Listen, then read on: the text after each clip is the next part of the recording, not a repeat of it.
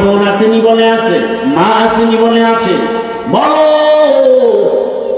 তোমার বোনের সাথে যদি কেউ অন্যায় করে, চরিত্রহীন কাজ করে, তুমি কেমন মনে করবা? বলে সুযোগ পেলে ও কল্লা ফেলে দিব। তোমার মায়ের সাথে যদি কেউ চরিত্র বিধ্বংসী অপকর্ম করে, তুমি সহ্য করবা? বলে কশিন কালেও না। রহমতের নবী বললেন, হে যুবক, তুমি যেই মেয়েটার সাথে কোনো অন্যায় করো না, ওই মেয়েটাও তো কারো না কারো বোন, কারো না কারো মায়ের মতো, কারো না কারো স্ত্রীর মতো। তুমি যদি অন্যায় করো, তার ভাই মনে কষ্ট পাবে না? বলে পাবে। এমন এক মেডিসিন রহমতের নবী দিছে। যুবক বলে আমার জন্য হেদায়েতের দোয়া করেন। রহমতের নবী এমন এক দোয়া করেছে, জায়গায় যুবক তওবা করেছে, আল্লাহর ওলি হয়েছে। সোহবতে সালে তোরা সলেহ গুনাহ, সোহবতে তলে তোরা তলে গুনাহ। হাদিসের উপর আলোচনা করলে আরো অনেক যাওয়া যাবে, যাবো না। ওই আলিফ লামে ডুববো,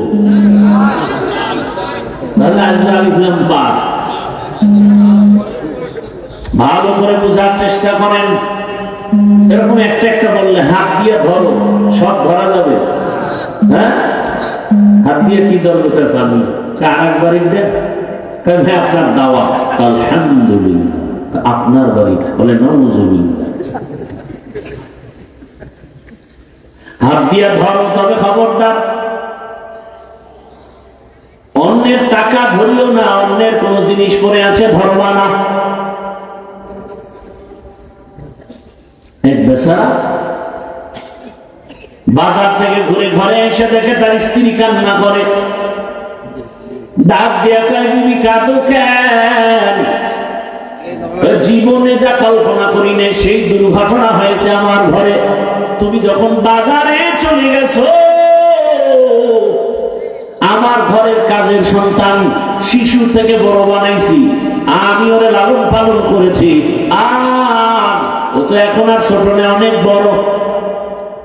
তুমি যখন বাজারে গিয়েছো, ওই কাজের সন্তান আমার হাত ধরে ফেলেছে আর গুনাহের চূড়ান্ত সীমা লঙ্ঘন করেছে। স্বামী শুনেও কাঁদতেছে, বউকে তুমি কান্দো কেউ? আমার এরকম জীবনের আল্লাহ জাল্লাহ ঘটনা আজকে ঘটে গেছে। কি হয়েছে? বলে বাজারে গেলাম, পাশে স্বর্ণের দোকান, আগন্তুক এক নারী স্বর্ণের অলংকার কিনে কানে লাগাবে পারে না। আমি পাশের দোকানে দাঁড়ানো, কাটে লাগাই দাও না। লাগাই দিতে গিয়ে নারীর হাতে হাত লেগে গেছে, আকর্ষণ বিকর্ষণ হয়ে গেছে, গুনাহের সীমানা লঙ্ঘন হয়েছে। হ্যাঁ, রাসূল বলেন, নিজের পবিত্র রাখো, কোন পাহারাদার লাগবে না। ফেরেশতা দিয়ে আমার আল্লাহ তোর বউটারও পবিত্র রাখবে। নিজে পবিত্র থাকো। কোন যদি অপরাধী আসে তোমার সতী নারীর উপরে চোখ তুলে, চোখ নষ্ট হয়ে যাবে। তুমি আকাম করবা, তুমি বউরে দোষ দেবা না। সন্দেহ রোগে সংসার বিচ্ছিন্ন হয়ে গেছে, আল্লাহর ভয় নাই। চোখ দিয়ে দেখবা, তার মানে যা মনে চায় তা দেখা যাবে না। জবান দিয়ে কথা বলবা, তার মানে মনে যা চায় তা বলা যাবে না। মিথ্যা বলা যাবে না, গালি দেওয়া যাবে না, গীবত করা যাবে না, কাউকে বেইজ্জতমূলক আওয়াজ দেওয়া যাবে না, আল্লাহর বিরুদ্ধে কথা বলা যাবে না, কোরআনের বিরুদ্ধে কথা বলা যাবে না, ইসলামের বিরুদ্ধে কথা বলা যাবে না। বললেই তুমি মানুষ অপরের কথা, তুমি আমার আল্লাহর দুশমন, ইসলামের বড় দুশমন। এখন আর তোমাকে সালাম দেওয়া জায়েজ নেই। আর তুমি দাড়ি কাটছো, নামাজ পড়ো না, পর্দা করো না, কিন্তু দিল ভাঙ্গা, পড়লেই পর্দা করবো, সুযোগ পেলেই দাড়ি রেখে ফেলবো, তোমাকে সালাম দেওয়া জায়েজ, তোমাকে গালি দেওয়া জায়েজ না। আর যদি বলো নামাজ ভাল লাগে না, রোজা ভাল লাগে না, দাড়ি ভাল লাগে না, করবো না, করবো পছন্দ করি না, নামাজ পছন্দ করি না, দাড়ি, তোমাকে সালাম দেওয়াও যাবে না। কারণ দাড়ি যে রাখে না সে মুমিন, যে দাড়ি পছন্দ করে না সে বেঈমান। দুজনেরই দাড়ি নেই, কিন্তু ব্যবধানটা কোথায়? উপরে না কলবে? একজনের দাড়ি রাখে না কিন্তু দিলের মধ্যে কি আছে? ভালোবাসা। আর একজনের দাড়ি রাখে না কিন্তু ভালোবাসা নাই, বিরোধিতা করে। যে দাড়ি রাখে না, বিরোধিতা করে না, সে মুমিন। যে দাড়ি না রেখে বলে পছন্দ করি না, সে তাজা বেঈমান। এইভাবে সব পর্দা, নামাজ, এই যে এখানে বহু আল্লাহর বান্দা নামাজ পড়েন না, কিন্তু যদি বলেন পছন্দ করি না, তাহলে যুদ্ধটা আপনার সাথেই হবে, কারণ আপনি বেঈমান। আল্লাহ বুঝার তৌফিক দান করেন। কানের মধ্যে দিছে আল্লাহ শোনার জন্য, তার মানে রাতের বেলা গানের তার কানের ভিতরে ঢুকায় ঘুমাবি। আল্লাহ এটা বলে না আজরাইল যদি দেখে কানের ভিতরে গানের তার লাগানো, আজরাইল বলবে সরি, 2 দিন পরে আইতিস। হ্যাঁ, আহা যুবক, এগুলো এই যে কথাগুলো বলতেছি, মনে হয় ওই হাদিসে আছে গুনাহগারেরা গুনারে কি মনে করে, কারণ মশা উড়ে যায় নাকের উপর দিয়ে, ওই রকম একটা মশা উড়ে দূর এর সরাই দিন মশা। আর কারণ মুমিনেরা গুনাহকে কি মনে করে? নবীজি বলেন মুমিনদের কাছে একটা গুনাহ বিশাল বড়, হিমালয় পর্বতের মতো বিশাল। আর গুনাহগার দুনিয়াদার, ওদের কাছে গুনাহ মশার মাছির মতো এরকম উড়ে যায় এরকম। এই যে কথাগুলো বলতেছি, একটা যুবকের দিলের মধ্যেও কিন্তু দাগ কাটে না, মনে করতেছে আমি তামাশা করতেছি, মস্করি করতেছি, অথচ ওর জীবনটা যে অকালে নষ্ট করে ফেলতেছে কোনো চিন্তাই নেই, না বাবার মধ্যে, না মায়ের মধ্যে, না কোনো যুবক সন্তানের মধ্যে। যুবক, আল্লাহ তোমাকে কি সম্পদ দিছে তুমি জানো? তোমার মতো একটা যুবক যদি মেধাটাকে কাজে লাগাইতে পারো, আজ তুমি টাকার পেছনে দৌড়াও, চাকরি খুঁজো, কেউ চাকরিতে নেয় না। যদি তুমি আদর্শ নিয়ে লেখাপড়া করে একটু লাইনে দাঁড়াও, তোমাকে মানুষ সারা দুনিয়াতে মাথার মুকুট মনে করে সম্মান করবে, মরিয়া গেলে অমর হয়ে থাকবে। এই সমাজের একটা মানুষ কি ডাক্তার জাকির নায়েকরে চিনে না? তোর মতো সারা রাত মোবাইলে আকাম করলে জীবনে ডাক্তার নায়েকেরা তো, জাকির নায়েকেরা তো সম্মান হতো না। কবি নজরুলের কত গুণগান গাওয়ারে যুব, তোমার মতো রাতে অন্যায় করলে, চরিত্রহীন মানুষের জীবনের যত অন্যায় আছে, মধ্যে কিছু অন্যায় আছে অমার্জিত, অশালীন। এর মধ্যে একটা হলো অর্থ কেলেঙ্কারি আর নারী কেলেঙ্কারি। তুমি যত বড় মেধাবী হও, দুনিয়ার সব তোমাকে লাথি মেরে ফেলে দিবে তোমার অর্থ কেলেঙ্কারির অপরাধে, নারী কেলেঙ্কারির অপরাধে। অথচ একটা যুবক তার মেধা খাটায় গোটা দুনিয়াটাকে কন্ট্রোল করতে পারে। কেন সেই মেধা নষ্ট করো বাবা? লেখাপড়া নাই, আদব নাই, মা বাবার সাথে আদব নাই, শিক্ষকের সাথে আদব নাই, আলেমের সাথে আদব নাই।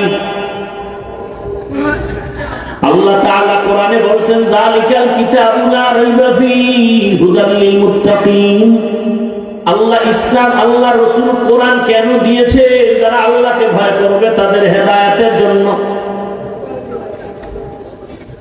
এজন্য নামাজে দাঁড়াইয়া তো আমরা হেদায়েতের দোয়া করি, আসি নামাজের মধ্যে, এরপরে দোয়া করি হেদায়েতের, ইহদিনাস সিরাতাল মুস্তাকিম,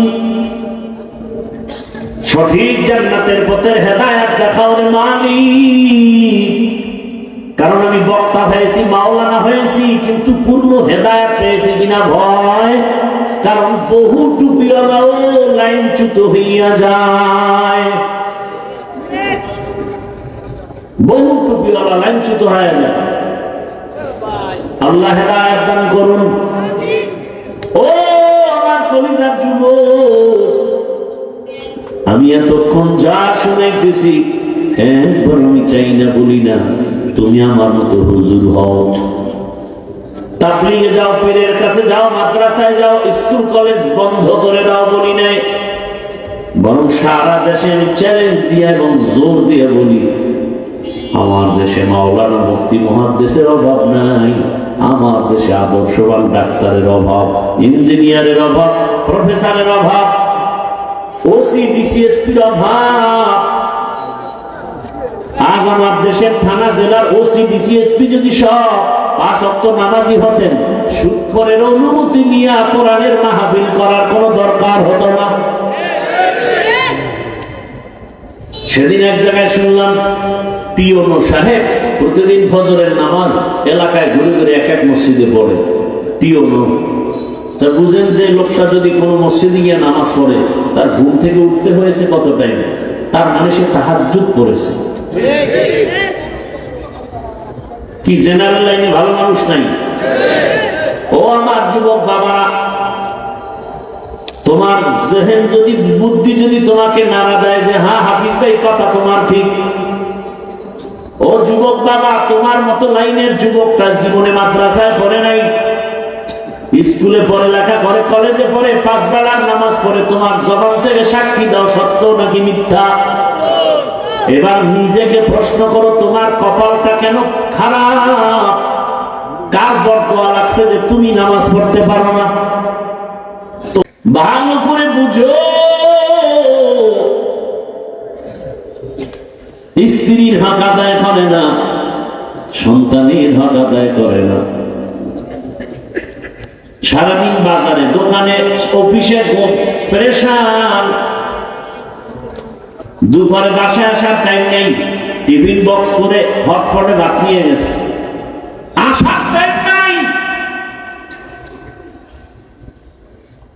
কিন্তু অনেকের খবর এমন যে সে বন্ধু বান্ধব নিয়ে আড্ডা দেওয়ার সময় পায়, চাকরির টাইম শেষ, জামজট ঠেলা বাসায় আছে, রাতের বেলা খানা দানা খেয়ে সন্তানের হক আদায় করবে, কথা বলবে, হাসি মুখে কিছু খোঁজ খবর নিবে, বিনোদন দিবে। বাবা, সন্তানের মাঝে মহাব্বতের আওয়াজ, সন্তান বাবাকে চিনবে, বাবার কাছে আপন হয়ে যাবে, ওগুলো খবর নাই। স্ত্রীকে সময় দিবে না, শুইয়াই মোনাজাত। আমরা মোনাজাত ধরি বইয়া, মোবাইলের গোলামেরা মোনাজাত ধরে হইয়া।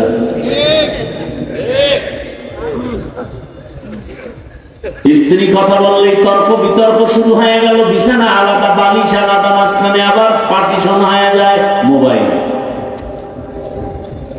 এক পর্যায়ে সংসারে আগুন, এই মোবাইল। আল্লাহ হেদায়েত দান করুন। তো ঘুমের পেরেশানি নাই তো ইনশাআল্লাহ, আল্লাহ কবুল করুন। এরে আমার যুবক, কয়দিন আর জমিনে বাহাদুরি করবো রে বাবা। আল্লাহর নিষিদ্ধ জিনিস থেকে নিজেকে বাঁচাও। দুনিয়াতেও বাদশা, পরকালেও বাদশা। আরে ইসলাম তো তোমাকে কোনো কষ্টের কাজ দেয় নাই, কষ্ট দেয় নাই, তোমাকে শান্তি কিভাবে থাকবে সেটাই করেছে। তোমার দিল চায় খানা, ইসলাম তো নিষেধ করে নাই, তবে সীমাবদ্ধ দিছে। গোশত খাও, গোশত খাও, তার মানে কুত্তা খাইও না, কুকুরের গোশত খেও না, শুকরের গোশত খেও না, হাঁটো হাঁটো হাঁটো, তবে বেগানার বাড়ি যেও না। যেই বাড়িতে মহিলারা থাকে, স্বামী থাকে না, বিদেশে থাকে, ওই বাড়ির আঙ্গিনায় যেও না। হাদিসে কঠিন হুঁশিয়ারি রহমতের নবী দিছেন। এক যুবক গিয়ে কয়, ইয়া রাসূলুল্লাহ, আমার মনে চায় জেনা করব। নবীকে মনে করছেন অনুমতি দিব, কি আজীব করবা। আমার মন চায় সুন্দরী নারীদেরকে দেখি। তোমার মতো যুবক র‍্যাব, আর্মি, পুলিশ, বিডিআর চাকরি করে, নামাজ পড়ে, ওসি, ডিসি, এসপি, আইজি নামাজ পড়ে, ডাক্তার, প্রফেসর, ইঞ্জিনিয়ার 5 ওয়াক্ত নামাজ পড়ে। মিথ্যা বলো, তুমি কেন পারবা না? রাস্তায় গাড়ি চালায় যুবক, ড্রাইভারি করে, নামাজ ছাড়ে না, তুমি পারবা না কেন? নদীর মধ্যে মাছ ধরে, নামাজ পড়ে, কৃষি কাজ করে নামাজ পড়ে, তুমি কেন পারবা না? ও ব্যবসায়ী বাবারা, আপনাদের ব্যবসায়ীদের মধ্যে কি নামাজি নাই?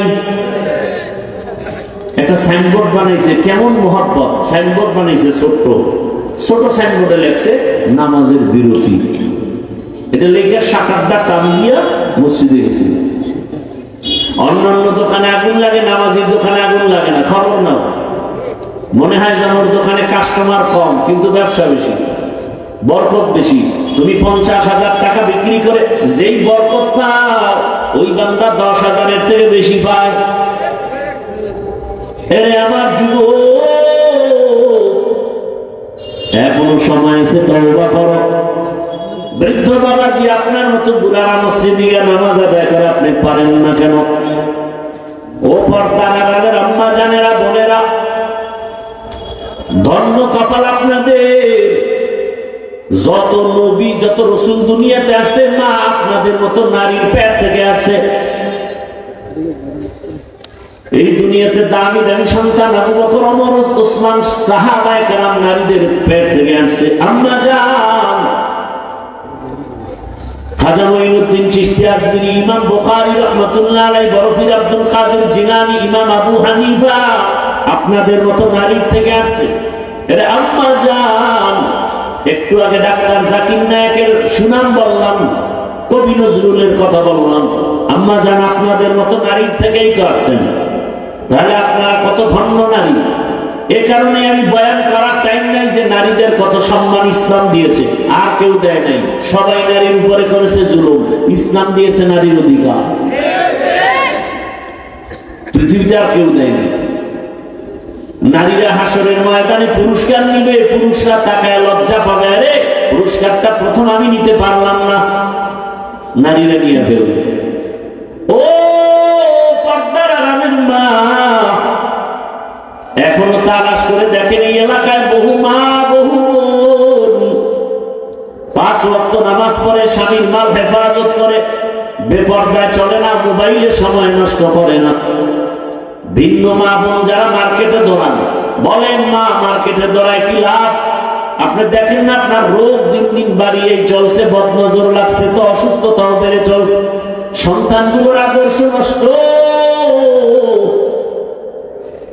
কেন পারেন না অন্য মায়ের মতো নামাজি হবেন, স্বামীর মাল হেফাজত করবেন? আরে আপনার স্বামী তো কত এত খারাপ না যে আপনি নামাজ পড়লে বাধা দিবে। আপনার স্বামী তো এত নষ্ট না যে আপনি পর্দায় থাকলে রাগ করবে। আর যদি একটু উল্টা পাল্টাও হয়, একজন নারী পারে স্বামীকেও দিনের পথে নিয়ে আসতে। ও আম্মা জান, এই দুনিয়াতে বড় বেঈমান ফেরাউন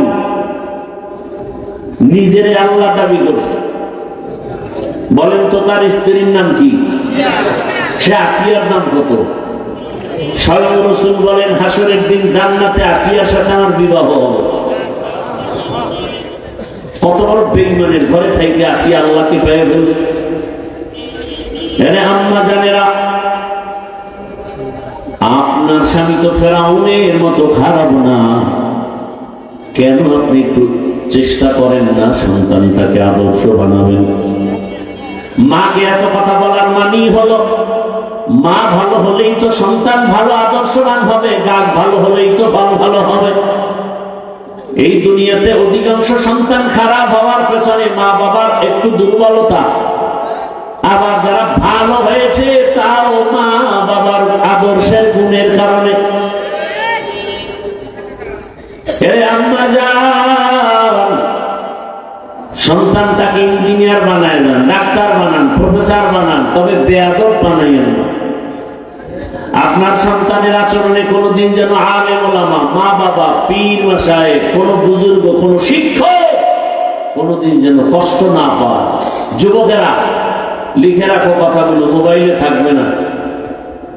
কোনদিন যদি মা বাবার সাথে কঠিন বেয়াদবি করো, মরার আগে তোমার ধ্বংস অনিবার্য, কোন সন্দেহ করলে গুনাহ হবে। শিক্ষকের সাথে যদি কোনোদিন কোনো মারাত্মক অপরাধ করার, শিক্ষক যদি অগোচরে নিঃশ্বাস ফেলে, আল্লাহর জাতের কসম মৃত্যুর আগে তোমার ধ্বংস শুরু। আলেম ওলামার সাথে মুরব্বীদের সাথে বেয়াদবি করবা, মরার আগেই তোমার জীবনটা পঙ্গু। আমার দেশে যত উল্টা পাল্টা দেখো একমাত্র আলেমদের সাথে বেয়াদবির কারণে। অনুরোধ করে বলছি যুবক, মা বাবার দোয়া নাও, জীবনটা ধন্য হয়ে যাবে। খালি হুজুর হইলেই সম্মান, এটা মিথ্যা কথা। সম্মানের মালিক টুপি না আল্লাহ। ওই আল্লাহকে রাজি করে মা বাবার রাজি রাখলেই আল্লাহ রাজি। রাসূলের হাদিস, আল্লাহর ইবাদতের পরে মা বাবার হুকুম মানার আদেশ, কোরআনের আয়াত। অতএব মা বাবার দোয়া নিয়ে, শিক্ষকের দোয়া নিয়ে, উলামায়ে কেরামের পরামর্শ নিয়ে নবীর আদর্শে আগাও। ডাক্তার হলেও তোমার চির সম্মান, ইঞ্জিনিয়ার হলেও তোমার চূড়ান্ত সম্মান। জীবনটারে নষ্ট করিও না রে বাবা। আরে মনে আশা আছে, একটু আশা যাচ্ছে যে পার্কে গেলে কি জানি মজা, দাড়ি কাটলে কি জানি আলাদা একটা মজা, বেপরদার আড্ডায় গেলে নাচ গান করলে কি জানি মজা। এই মজাগুলো তো কম নাও না রে যুবক। অনুরোধ করে বলি তওবা করো। অনেকে বলে এখন আশা পূরণ হয় নাই। আমি তাদের জিজ্ঞাসা করি, বাবা আর কতদিন? দাড়ি কাটলে, নামাজ ছাড়লে, পার্কে গেলে আশা পূরণ হবে? এবং এটাও বলো তোমার হায়াতের বাকি আর কত সময়? মরণ থেকে যতই পালাও, মরণ তোমায় নিবি ঘিরি। যদিও শুধু আকাশ পানে লুকাও, সেটাই লাগিয়ে সিঁড়ি। অতএব জীবনের কোন আওয়াজ কতটা মনে রাখবা, এই কথাটাই দিলের মধ্যে বারবার বাড়ি দাও যে আমার মতো জেনারেল লাইনের যুবক যদি নামাজি হয় আমি পারি না কেন? চাকরিজীবী ব্যবসায়ী নামাজ পড়ে, মা বোনেরা যদি চিন্তা করেন আমার মতো মা বোন পর্দা করে, হালাল ভাবে চলে, আমি পারি না কেন? আল্লাহকে মনে মনে বলে না, তওবা করেন, হে আল্লাহ আর নামাজ ছাড়বো না, দাড়ি কাটবো না, বেপরদায় চলবো না। মা বাবার খেদমত করে দোয়া নিয়ে চলবো, শিক্ষকের দোয়া, উলামায়ে কেরামের দোয়া নিয়ে, নবীর আদর্শ মেনে চলবো। মা বোনেরাও তওবা করেন, বৃদ্ধ বাবাজিরাও তওবা করেন। আল্লাহ দরজা খুলে রাখছেন, গুনাহ ক্ষমা চাও। যাদের অন্তর তৈরি, মুনাফিকি নাই, খাঁটি অন্তরে তওবার নিয়ত যাদের আছে, দুটো হাত আল্লাহকে দেখায় দেন। আমিন। الصلاة والسلام على سيد الأنبياء والمرسلين وعلى آله وأصحابه أجمعين يا أرحم الراحمين يا أرحم الراحمين يا أرحم الراحمين رب ارحمهما كما ربياني صغيرا ودير গুনার বোঝা নিয়ে আপনার দরওয়াজায় হাত তুলেছি। কত উলামায়ে কেরাম, মুরব্বি, হাজী সাহেব, আমার কলিজার যুবক ছাত্র, পর্দার আড়ালের কত মা বোনেরা, আল্লাহ মেহেরবানি করে আমাদের তওবা কবুল করে নেন, জীবনের গুনাহ মাফ করে দেন। আল্লাহ মাহফিল কবুল করে নেন। আয়োজনকারী, সহযোগিতাকারী, এলাকাবাসী, প্রবাসের যারা, সবাইকে কবুল করে নেন। আল্লাহ সারা দুনিয়ার মুসলমানদের ঈমান আমল হেফাজত করেন। আমার প্রবাসে যারা মা বোনেরা, ভাইয়েরা কষ্ট করে দিন রাত, খানা নাই, ঘুম নাই, মন চাইলে মা পায় না, চাইলেই বাবা পায় না। কত ওই বিদেশিরা, কত আল্লাহর বান্দার খবর এমন হয় যে বাবায় মরে গেছে, জানাজায়ও আসতে পারে নাই, কান্না করে বেহুশ হয়ে গেছে। কত প্রবাসীরা মায়ের মরণ দেখতে পারে না, জানাজাও পায় না। ও আল্লাহ, নিজেদের মা বাবা পরিবারকে সুখে রাখার জন্য নিজের সুখের চিন্তা না করে আমার ওই প্রবাসে যারা এখনো কষ্ট করে, হাড় ভাঙ্গা পরিশ্রম করে, কামাই রুজি করে, কত প্রবাসের ভাইয়েরা কত কষ্টে আছে, পেরেশানিতে আছে। আয় আল্লাহ, আমার প্রবাসী ভাই বোনদের সবার পেরেশানি দূর করে দেন। আয় আল্লাহ, তাদের জীবনকে শান্তিময় করে দেন, রুজি রোজগার, চাকরিতে বরকত বাড়ায় দেন, পেরেশানি দূর করে দেন। আল্লাহ, আয় আল্লাহ, আমার দেশ বাংলাদেশ ইসলামের জন্য কবুল করে নেন, শান্তির দেশ বানায়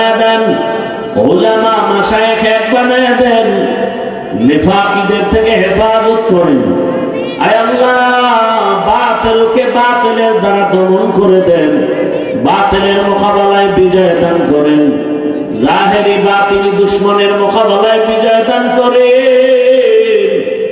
পর্দার আড়ালের মা বোনদের কবুল করে নেন, আবেদা বানায় দেন, পর্দাওয়ালা বানায় দেন, সন্তানগুলো নেককার বানায় দেন। যারা লেখাপড়া করে পরীক্ষার দিকে নিয়ে বিধান করে, আয় আল্লাহ আমার কলিজার যুবকদের নামাজি বানায় দেন। মোবাইলের গুনাহ থেকে আমাদেরকে হেফাজত করেন। যারা ব্যবসা করে চাকরি করে বরকত বাড়ায় দেন, অভাবীদের অভাব দূর করে দেন, ঋণ আদায়ের ব্যবস্থা করে দেন। আয় আল্লাহ মাদ্রাসা মসজিদ গুলো কবুল করে নেন, অন্যান্য শিক্ষা প্রতিষ্ঠান নবীর আদর্শে কবুল করে নেন। আয় আল্লাহ পরস্পরে হিংসা দূর করে মোহাব্বত বাড়ায় দেন, সুন্নাত ওয়ালা ইজ্জতের জীবন দান করে। আয় আল্লাহ নবীজির রওজা মুবারক বাইতুল্লাহ জিয়ারতের জন্য কবুল করে নেন। আয় আল্লাহ আমরা যারা হাত তুলেছি জানি না ময়দানে কারায়াতি, অনেকের বাবা নাই, অনেকের মা নাই, ইতিম অসহায়ের মতো যারা ভাই হারা বোন হারা অসহায়, ও আল্লাহ আমরা সবাই গুনাহগার। ওই মা বাবার সন্তান যারা এখানে হাজির হাত তুলেছেন, মেহেরবানি করে তাদের দোয়া কবুল করে মা বাবার কবর জান্নাত বানায় দেন। যারা বেঁচে আছেন হায়াত বাড়ায় দেন, অসুস্থ যারা সুস্থ বানায় দেন। আয় আল্লাহ সারা দুনিয়া ইজ্জতের সাথে খেদমতের জন্য কবুল করে নেন, চলার পথে ইজ্জতের সাথে হেফাজত করেন, মুখালিফের মুওয়াফিক বানায় দেন, মুহিব্বিন মুতাল্লিকিনদেরকে কবুল করে নেন।